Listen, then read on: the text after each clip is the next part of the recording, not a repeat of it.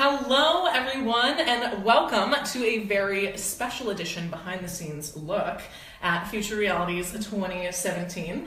I'm here with the opening speaker today, Caitlin Burns. Caitlin, welcome to the show.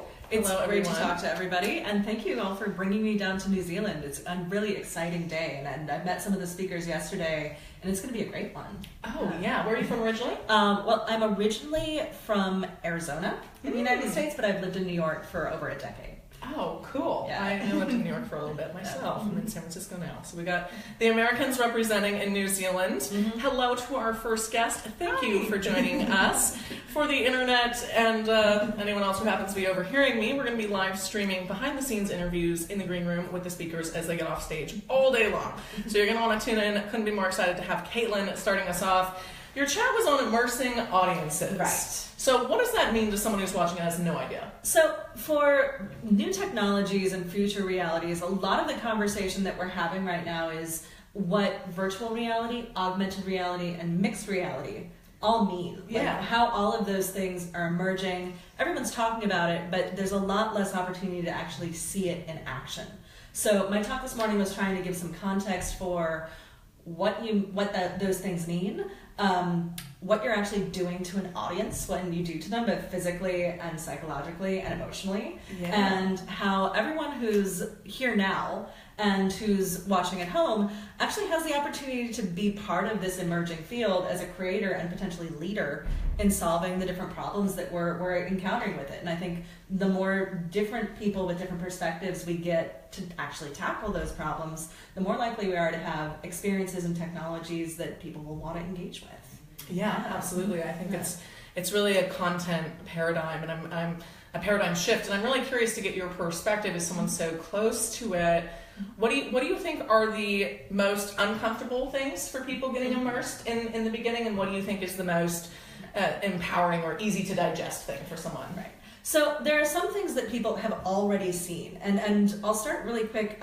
When we're talking about virtual reality, we're talking about totally immersive and present experiences. So like head-mounted displays like the Oculus Rift or the HTC Vive that allow you to actually walk around rooms inside a virtual experience. Which is super cool. Yeah. If you've checked it out, tell us some of your favorite experiences in the comments.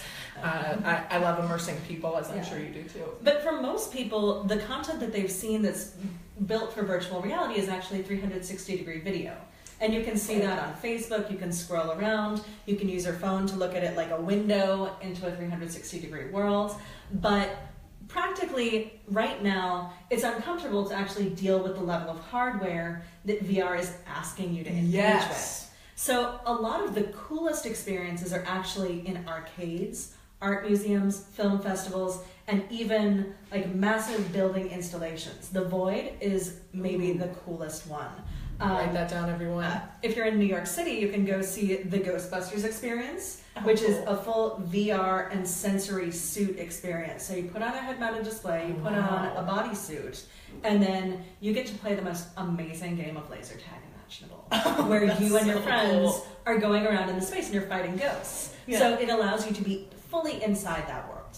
Now, a lot of people really are excited about virtual reality, especially because of the way it lets us model environments, and even certain applications of it have been approved by the American Food and Drug Association as part of therapy. So things like PTSD or severe anxiety, it lets us model those situations and reduce intimidation without really putting anyone in genuine peril. It's a controlled environment to deal with a really difficult idea. Absolutely. But for all of these things, VR seems like it's going to have one comfortable market, and then augmented reality, which is actually allowing us to be in the real world and adding in different digital dimensions. We're live. We're live right now, sweetie. Do you mind? Hi everyone. In this moment, thank you for the warm welcome to New Zealand. These Americans are very happy to be here, I'm sure. Great parlay to say hello to anyone else who might be watching. Sharing is caring. If you know anyone who's interested in this, that's awesome that was actually the film crew that interrupted us. You can think of all this is modern tech. Here we go with phones. But going back to augmented reality, have you ever used Snapchat? Yes. Have you ever turned yourself into a dog or a Chewbacca or given yourself rainbow barf in Snapchat? So you hit a bit of a landmine with me. Evan Spiegel was a student of mine. Oh. And I told him Snapchat was a bad idea Wow. 5 years ago. There's a Medium article about that if anyone's interested. I obviously put my foot in my mouth, but on the flip side, back then it wasn't augmented, it was disappearing dick pics. And so. a lot of which again, was a highly questionable idea to begin with. But yes, I stand behind my opinion originally. I think as women we can agree that there's a limited utility for that particular content. Yes. How eloquently said. You must speak. But when we talk about augmented reality, what Snapchat is doing with that now is actually using facial mapping. So your phone and your camera is actually making a map of your face and then putting a digital piece onto your face that's going to track with you in real time. So if we were to throw on a Chewbacca filter or add butterflies, and you can do that on Facebook and Instagram now too, that's a form of augmented reality where you're seeing the real world and it's being enhanced with an integrated digital component. Yeah. So the same way we talk about this, it's being used on work sites in still helmets, but so people can be on an industrial site, for example, and be working and see all of the information about what's coming down the pipeline, where other people are. And kind of critically, it's a two-way interaction. So Absolutely. The headsets are not only delivering something to the user, but it's actually monitoring the user in those sites. So it's reading your level of response time, it's reading your fever and things like that. Yeah. And it's telling you before you know you're tired that you need to take a break, that you really shouldn't be handling the equipment. So there's a lot of potential enhancements that all of these different back and forth interactive feeds. Which are so cool. I'm sure you're familiar with Daiquiri, the smart helmet. That's exactly who I was thinking of. Yeah. I had a feeling when you were talking about work sites and helmets. Yeah. If you haven't checked out Daiquiri, Daiquiri.com, check them out right now. Guy and Brian, the founders, are friends of mine, and I'm not just saying they're awesome. Because of that, they're kind of leading in a lot of life. And actually, we had Brian 2 years ago on a live events and publication I run called Pax Solaria. Cool. So if you go to paxsolaria.net and look up the future of augmented reality, you can see him talking about this long ago, before we are now with really beautiful, mature, incredible experiences. Oh yeah, I remember seeing their first concept about 5-6 years ago, and it's amazing how far everything has come. So in that vein, question for you. When we talk about Snapchat filters, which I think is such a great example, or face swap was really popular in the United States, making yourself look old, young, boy, our girl. Faces, just like my face on your phone. Yeah. Oh yeah, exactly. We could switch.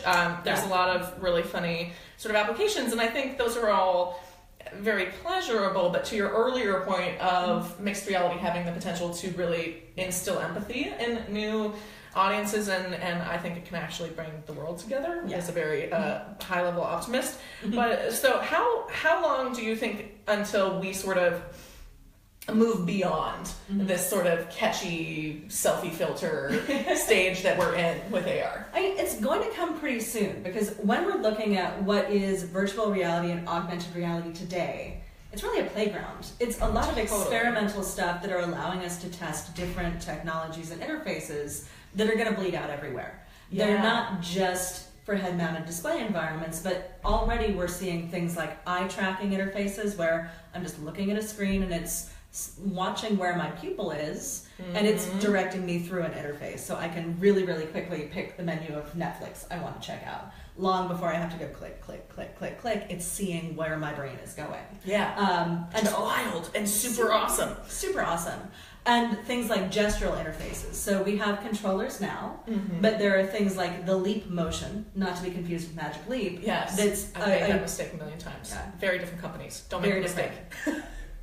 But it's a little bar with a USB port that you can plug into a head-mounted display or even your computer now, and lets you magically move your hands over it and connect and click in that way.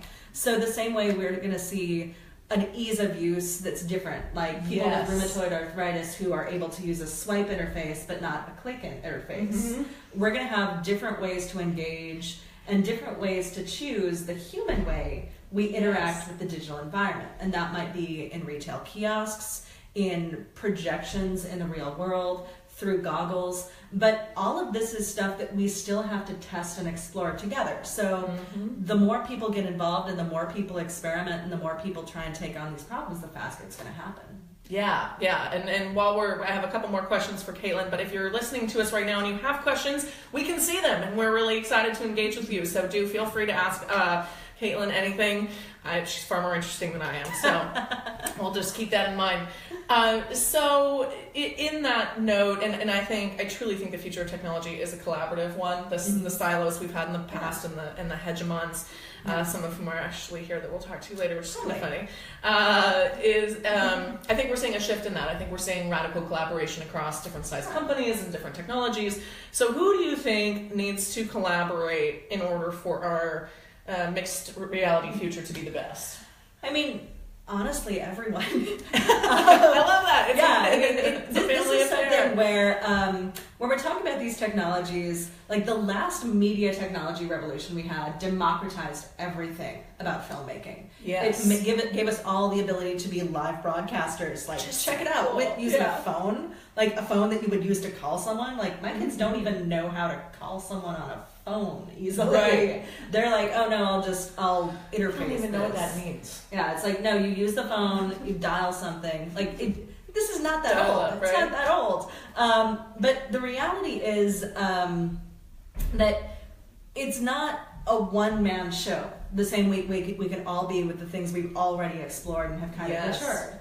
When we're talking about these new environments, they require a convergence of specialties. It's not going to be just engineers that solve this problem. It's going to be people who see a potential application of it, whether they are bakers or filmmakers or ship sailors or are people that are coming in with really interesting problems that we're going to be able to start applying this technology to. Because that's where the magic happens. It's not just someone sitting in a room in San Francisco coming up with an idea that may or may not actually be attached to a human problem. The thing that I think drives innovation most, and why I'm really excited to be seeing these conversations happening, not just in the States, but in New Zealand and Colombia and Mongolia, all over the world, is we all have the access to these tools. And frankly, to one another, because of the last technology revolutions. Absolutely. And now it's a time where we need to be coordinating and building teams that are going outside our specialties to be able to bring things together. Oh, yeah. When I've made 360 content, when I've made VR games, when I've been building with these new technologies, it's really incredibly fun because it's not the same old people. Everyone is challenging themselves by working with new people, by thinking on a human level first about the space they're inhabiting and what they're going to do with one another and to one another. But it really means that you need to be thinking about, okay, I've got an idea. Who can I go to challenge this and make it better? How am I going to connect to someone who is a designer, who's a coder, who's worked with hardware before?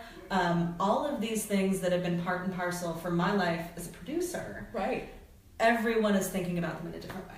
Yeah. But we all can talk about them because humans are at the center of these experiences. The audience is people with human bodies. We all have those. And to make it now.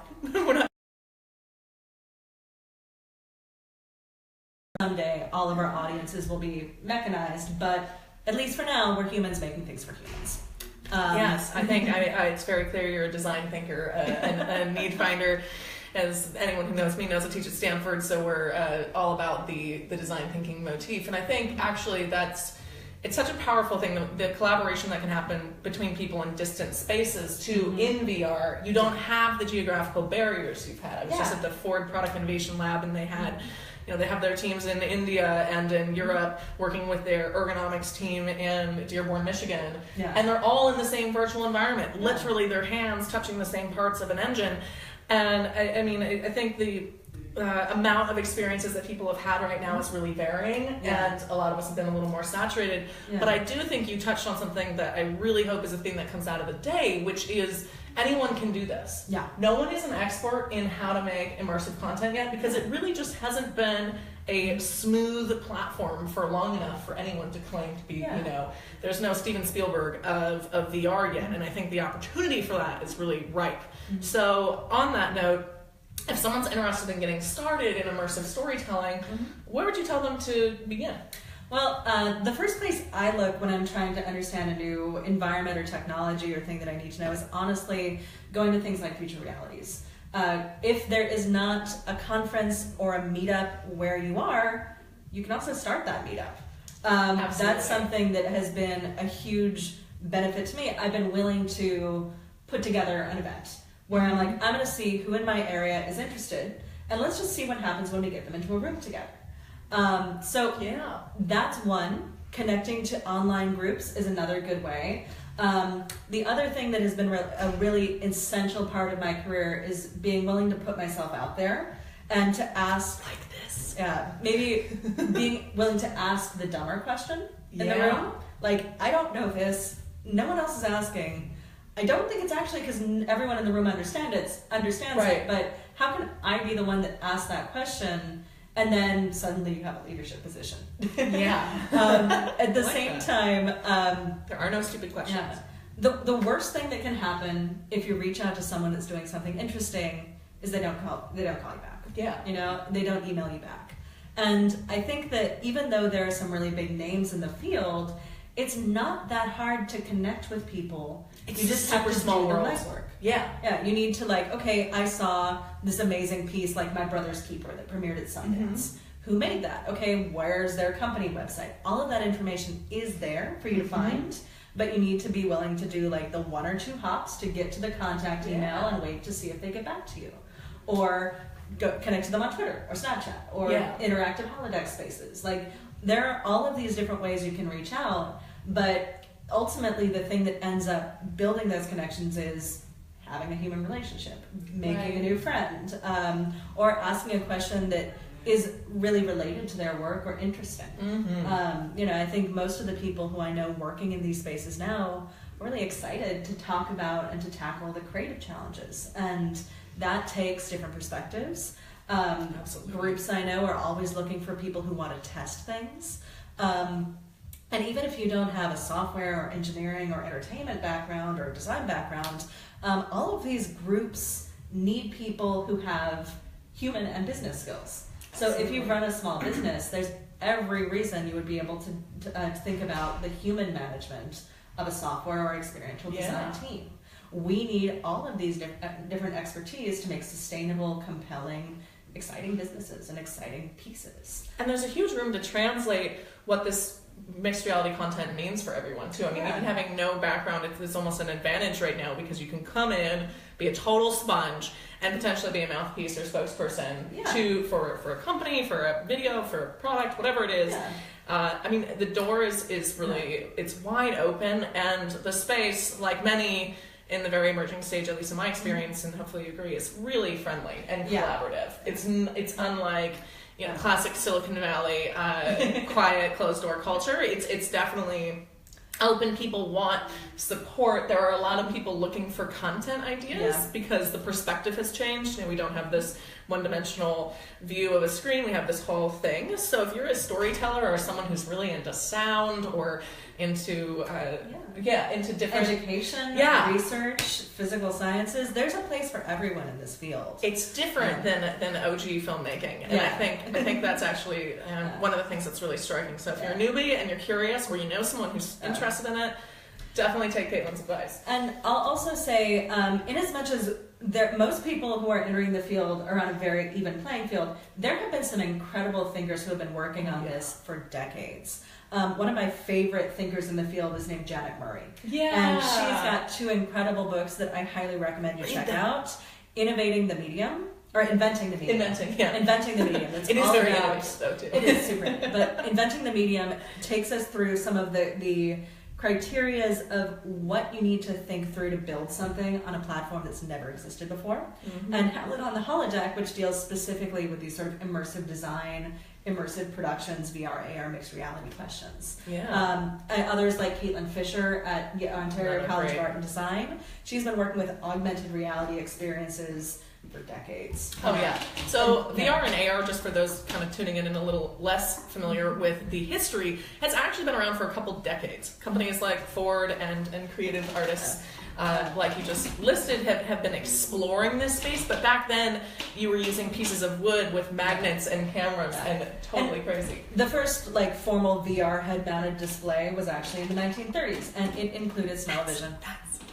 Smell, still one of the, you're good. Still one of the hardest things, but most emotion-inducing senses that we have. That's fantastic. Yeah. Okay, so one dark question, and then we'll wrap this up with how to get a hold of you. But if misused, what are the risks of mixed reality technology? So there are a few things that are sort of broad spectrum fears that I have. You know, the things that keep me up at night, wake up in a cold sweat.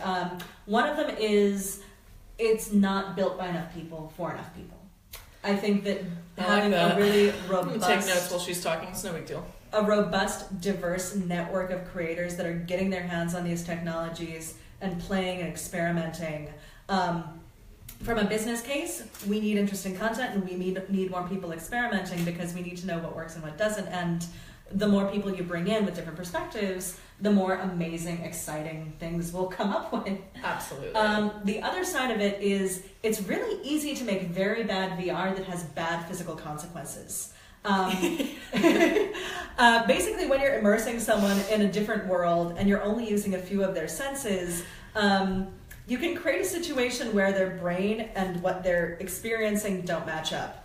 And your body responds to that. Like, remember Inside Out, Mindy Kaling's disgust character? Yeah. She just hits the puke button really hard. Yeah. Like, Ooh, it's the same response as, you know, if you ate a bad mushroom in the wild, your body's like, okay, we're going to purge this. So you get that actual feeling of discomfort. And there are things that, if you're doing the work, you're testing it constantly with your team, but also test it with other people. People of all face sizes too. Sounds really silly, but I've done some testing for Samsung. I have a tiny nose, and I would get really drunk off VR because they make men making male headsets. And one of the reasons why that monocultural issue is kind of a critical one is, in my experience, in early VR experiences I was testing, they tend to be built by monocultural groups of men. The elevation of the camera was actually like 5'8". Totally.